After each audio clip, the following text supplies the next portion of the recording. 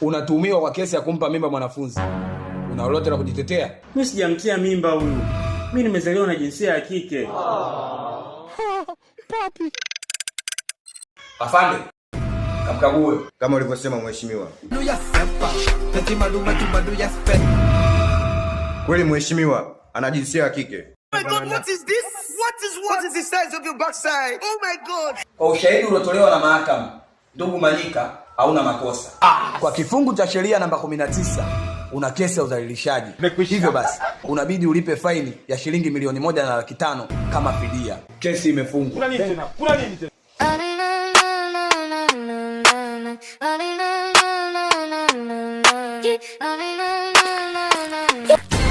It's my problem, you know. Oh, mganga yuko wapi? Huyu amesafiri, kana hajakwambia?